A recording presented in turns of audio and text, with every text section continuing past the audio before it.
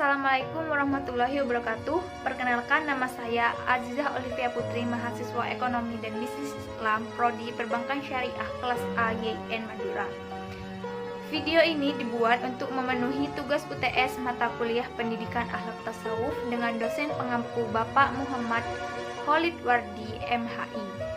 Di sini saya akan menjelaskan faktor-faktor yang mempengaruhi pembentukan akhlak. Namun sebelum itu saya akan menjelaskan tentang akhlak terlebih dahulu. Kata akhlak berasal dari bahasa Arab khuluq yang jamaknya akhlak. Menurut bahasa, akhlak artinya perangai, tabiat, dan agama. Secara sempit, pengertian akhlak dapat diartikan dengan kumpulan kaidah untuk menempuh jalan yang baik, pandangan akal tentang kebaikan dan keburukan. Adapun para ulama berpendapat tentang akhlak. Menurut Imam Ghazali, akhlak adalah daya kekuatan sifat yang tertanam dalam jiwa yang mendorong perbuatan yang spontan tanpa memerlukan pertimbangan pikiran. Jadi, akhlak merupakan sikap yang melekat pada diri seseorang dengan secara spontan diwujudkan dalam tingkah laku dan perbuatan. Berikut 3 aliran yang menjelaskan faktor yang dapat mempengaruhi pembentukan diri. Yang pertama, nativisme. Faktor yang paling berpengaruh terhadap pembentukan diri seseorang adalah faktor pembawaan dari dalam, yang bentuknya dapat berupa kecenderungan, bakat, akal, dan lain-lain. Aliran ini lebih menekankan pada potensi batin seseorang. Yang kedua, empirisme. Faktor yang paling berpengaruh terhadap pembentukan diri seseorang adalah faktor eksternal seperti lingkungan sosial, pendidikan, dan pembinaan. Yang ketiga, konvergensi. Faktor yang berpengaruh terhadap pembentukan diri seseorang adalah faktor internal dan eksternal. Berikut faktor-faktor yang mempengaruhi akhlak. Yang pertama, insting atau naluri. Insting merupakan tabiat yang dibawa manusia sejak lahir.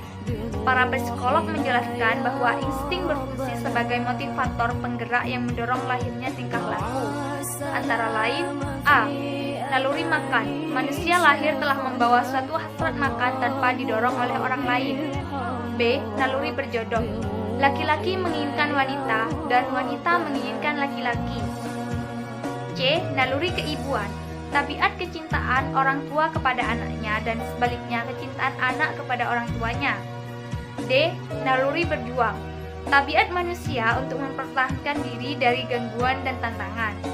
E. Naluri bertuhan. Tabiat manusia mencari dan merindukan penciptanya. Segala naluri, insting manusia itu merupakan paket yang inherent dengan kehidupan manusia yang secara fitrah sudah ada tanpa perlu dipelajari terlebih dahulu. Dengan potensi naluri itulah manusia dapat menganekaragamkan corak perilaku sesuai pula dengan corak instingnya. Yang kedua, adat atau kebiasaan.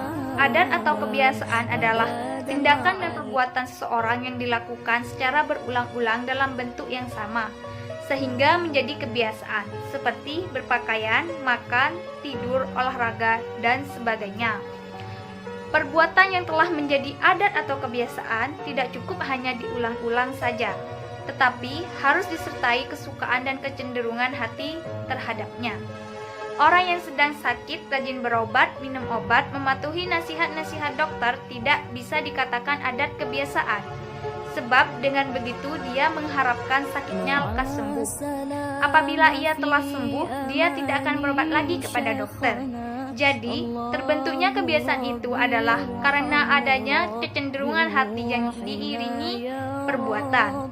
Yang ketiga, wiratsah atau keturunan. Istilah wiratsah berhubungan dengan faktor keturunan. Dalam hal ini, secara langsung atau tidak langsung, sangat mempengaruhi bentukan sikap dan tingkah laku seseorang.